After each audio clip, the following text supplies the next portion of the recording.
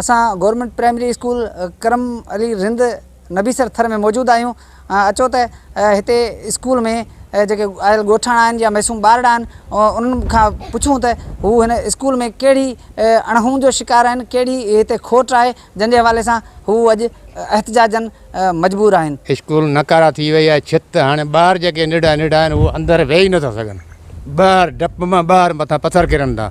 इन जे लाइ अपील कजे थी गवर्नमेंट सिंध खे त असांजी का महिरबानी कई वञे। जेके असांजा ॿार बीठल आहिनि इन स्कूल जा आहिनि, स्कूल में का बि सहूलियत कोन्हे। पहिरीं ॻाल्हि त असांजे स्कूल में 100 खां मथे ॿार आहिनि, उन जॻह ते टीचर हिकिड़ो ई आहे, हिकिड़ो त टीचर ॾिनो वञे। उन खां पोइ स्कूल जी का बि मरम्मत कोन्हे। असांजा ॿार वेही पढ़नि था। 90 खां 100 ताईं ॿार आहिनि ऐं असांजे बाथरूम जी हालत ॾिसंदा सफ़ा किरिया पिया आहिनि ऐं चौदीवारी जी हालत ॾिसंदा उहा बि ढही वई आहे।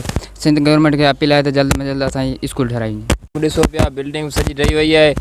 हुकूमत खे अपील था करियूं जल्द में जल्द असांखे इहो कमु कराए ॾियो। स्कूल जी जेका छित आहे उहा ज़ुबून हाल थी चुकी आहे, असांखे मरम्मत कराए ॾिनी वञे। बहरहाल 2 सालनि गुज़रण बावजूद बि हिते का बि सहूलियत मुयसरु नाहे थी सघी। अॼु हुननि सिंध गवर्नमेंट ऐं उमरकोट इंतिज़ामिया खां इहा घुर कई आहे त असांजे इन मासूम ॿारनि जे मथां रहम कयो वञे, छो त वक़्तु ब वक़्तु हिते स्कूल जी छित जा चापड़ किरी रहिया आहिनि। हुन सां गॾोगॾु हिननि खे पीअण जे पाणी जी सहूलियत मुयसरु कोन्हे, चौदीवारी बि कोन्हे, बाथरूम जी सहूलियत कोन्हे। हिननि घुर कई आहे त असांखे सभई सहूलियतूं मुयसरु करे ऐं असांजी परेशानी खे दूरि कयो वञे। कैमरा टीम सां गॾु आजिज़ चांडियो, सिंध TV न्यूज़, नबीसर थर।